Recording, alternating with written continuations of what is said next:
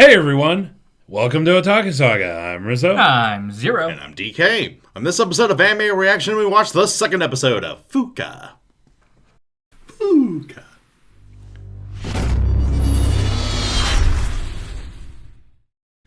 If you want to check out our reaction to the second episode of Fuuka, hit that link in the description below. And be sure to give us feedback in the comment section because we love hearing from you. And as always, if you like what you see, subscribe to Otaku Saga. And don't forget to like and share our videos. And thanks for watching.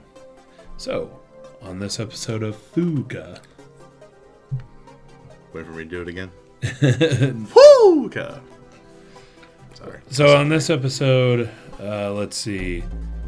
Yu finds Fuuka in the hallway looking down on the courtyard and she's crying. To be honest, it's very obvious that she's listening to music and the motherfucker jumps to conclusions again. This is Jump to Conclusions, the anime. So in true form. But yeah, he looks down and there's one of their classmates sitting, one of their male classmates sitting in the courtyard. So instantly he thinks, oh, well, maybe she's interested in him and got rejected. Or something. Yeah. Fuck. We've seen this play out. You is so stupid. It sounds so dumb. I know. But also dumb. He really is. But it's not unbelievably stupid because... I mean, especially in high school. I mean... Well, not only that, he's also portrayed as being rather socially inept. Yeah. Unless he's on Twitter. Yeah, unless he's on Twitter. Yeah. But... So he goes around for the day, trying to figure out what's going on. And then Fuuka, and that other guy, whose name I can't remember. We don't have our reference sheets in yet. We're working on them. Yeah, it actually I think takes it was like Minato or something. Yeah, it takes a long time to make those reference sheets. Let me pull this up. Here we go. Makoto? Koto. Hey. It's close. But yeah, so they're tasked with cleaning the pool. Because they're all in the going home club. Yeah. Voluntold. And so they go clean the pool. And the whole time, he's thinking, oh, well, obviously they get along pretty well, so, what's going on there? And then he finally just, comes out and says it, and it's so cringy. But I can't really blame this anime for it, because that type of scene is so cringy whenever it comes up. It's so cringy and so cliche. Yeah. So many cliches have actually popped up. Yeah, but you like him, don't you? And then, of course, Makoto ends up being gay. I think that the worst part is being on the receiving end of that question. Being on the receiving end of that scenario where the girl's like, oh, but didn't you like her or something like that? It's more embarrassing for me. Yeah. I think it's just cringy all around. Yeah, it's pretty bad. Yeah. Because it's that he's going to be embarrassed for even saying something or thinking anything. Yep. Especially when he finds out the truth. She's going to be embarrassed because it's like, oh God. Oh, shit. And then that other dude's going to be embarrassed because, well, yeah. I think just being involved in that situation in general is embarrassing. If only out of sympathy for poor you. Right. But yeah, so it's revealed the other guy's gay. Actually, also, they laced it in there, I thought, really well. When they were sitting in class and the other girl was fawning over that guy, talking about his hands and, asking him or saying that he was like a pianist. And he's like, oh, I used to play a little bit when I was younger. That was nice. It's setting the seeds for later when they actually do start the band. Which, spoiler alert, is the big happening of the episode. Or But- one of them. Yeah. So, after school, Fuuka invites you to... I wish you'd invite me. That Damn joke this main character name. the joke ain't getting old anytime soon, people. Nope. Deal with it. Yeah, it's just one Gonna of those keep happening. one At of least those once an confusing episode. ones. Having a character named you or having a character named me. Yep. So, anyway, Fuuka invites you to something on Saturday, which she doesn't specify, which is very fucking dumb, by the way. Wouldn't you naturally go, yeah, what's happening? Actually, on the reveal of why she was crying in the hallway, she shows you that she was crying over one of the songs in Koyuki's new CD, Memories. Yeah. And Yeah, she invites him on Saturday. It's revealed a little later that she invited him to Koyuki's concert at the Budokan. Which, oddly enough, Koyuki, aka Tama-chan, because reasons. Well, they did explain it in this episode, actually. So, when they were younger, both Yu and Koyuki really liked the band The Hedgehogs.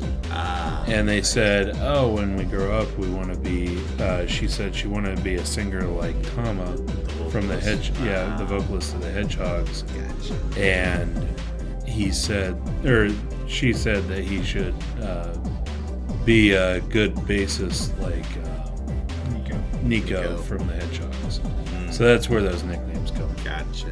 So it did actually explain that in this episode.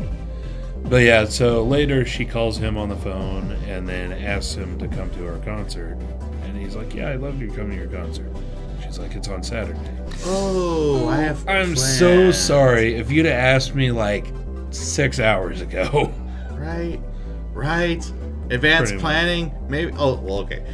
She is an idol, so being in the grind that is the Japanese entertainment industry, her schedule is filled to capacity. yeah, It probably slipped her mind. I could see it slip her mind, but she probably knew weeks in advance. Fair enough. However, she also was probably working up the courage to ask him, because she is clearly still, in love with him. Oh my god. I know I always say, like, love her goals and all that stuff, but god damn. It's adorable. Yeah. The way she pines over him. We also find out through a conversation with her manager that basically all of her love songs are about him. Like, she wrote all of her love songs about him. So there's that. Yeah. That got awkward. Yeah. And then her manager also warns her not to try dating him because obviously, being an idol, they're typically not allowed to. It's kind of one of the unwritten rules, really, of the industry. Because idols must be pure. Because I know otaku are fucking scary. Yeah. But yeah, then we get the concert where Fuuka and Yu end up in the front row, and then Koyuki comes up and she sees them right in the front row. Well, she doesn't know Fuuka.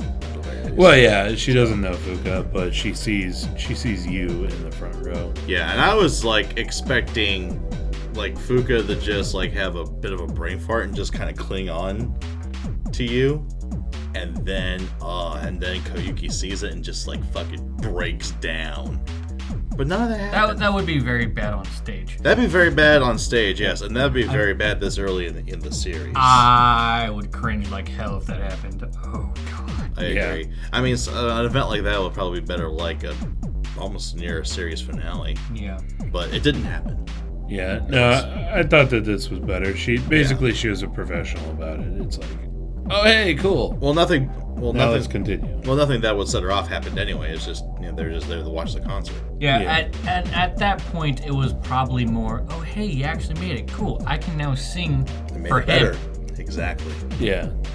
Which is actually what happened, because Fuuka does remark that she is normally blue colored, but today she was yellow colored, which is basically normally she's like sad, I guess, and then today she seemed more happy. Yeah, I thought she was normally starved for oxygen, and now she's jaundiced. Yes. More like going through the motions versus actually enjoying herself doing what she did. Yeah, pretty much. I'm sure that she does enjoy it. It's just she enjoyed it much more. Yeah. Yeah, with him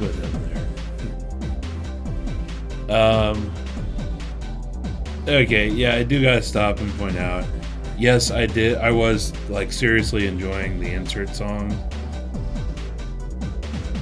but I have said that I like insert songs when they fit. For instance, this fits. All the insert songs in Back Mongolian Chop Squad fit. The insert songs in K-On! Fit. The Melancholia Heart Suzumiya. Fit. Like they're not out of place. The 3 fill-in songs from 100 don't fit anywhere. Not at all. Not at all.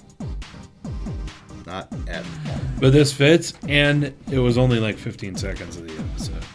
It was only because it was one of your favorite voice actresses. That helps. Certainly helps. Not gonna lie. I'm not even gonna lie. That does certainly help. But like in K-On! I made one of my favorites in Yoko Hikasa. Oh, good God. You were like, oh, I was cut short. Maybe one of the few times that you'll hear me say that. Probably one of the few. So enjoy it while it lasts, people. Don't get used to it. I'll probably enjoy all the insert songs in this, but that's because they fit.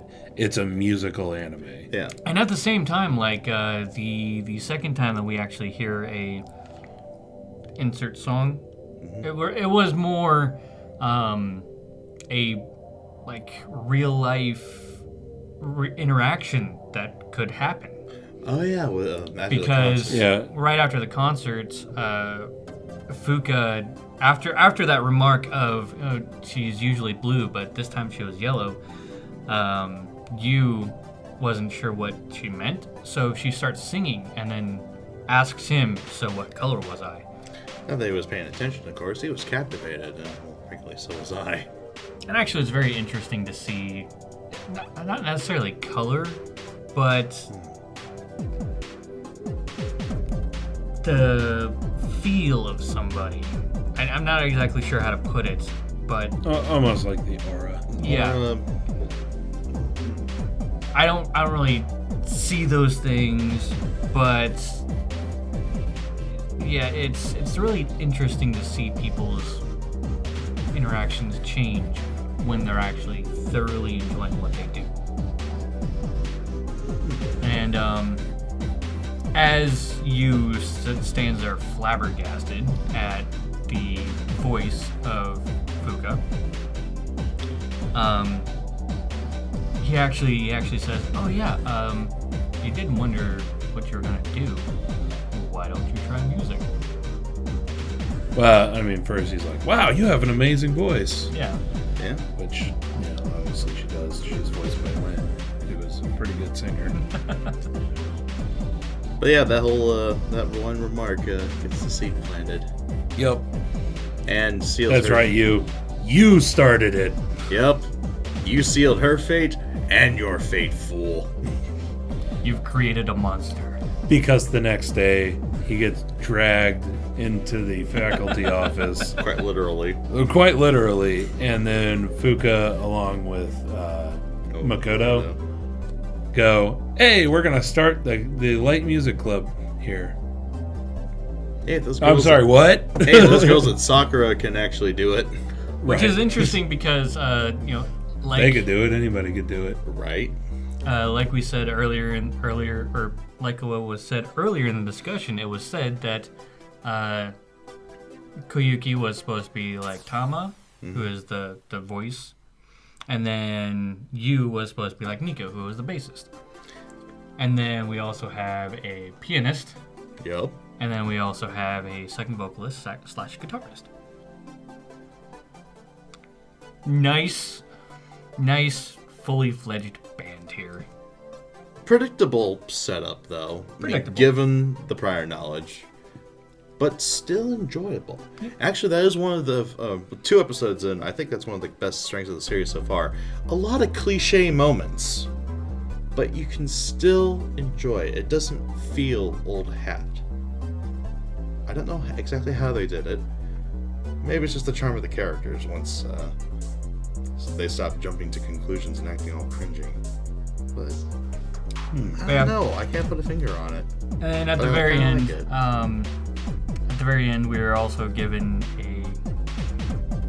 the next episode's title, which is Triangle. Yeah, there's already one of those. There's now two.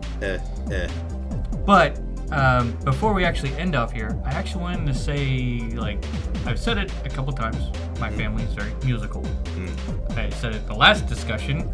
So musical, my family bought like $300 worth of Walkmans. Oh, back in the day. The ones that don't actually skip. Yeah. And then almost as soon as the MP3 player was out, we all had one.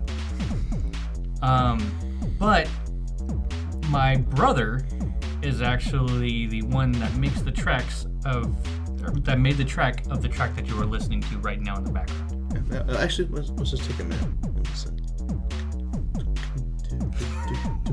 We're pretending to listen right now. Yeah, it gets added in the mix, but it's there. Yeah. I assure you. He does this weird thing with music where it's like that one sketch artist that as soon as he or she gets an idea, he pulls out a pad and just and within an hour and a half, there's a nice picture there. That's what my brother does with music. I've watched him do this. It's actually really amazing and overly complicated.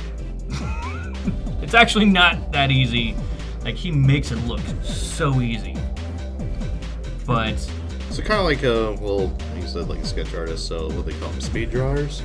It's not exactly like a Da Vinci or something like that, or a Van Gogh or whatever, but it gets the job done. It portrays the emotion that you want.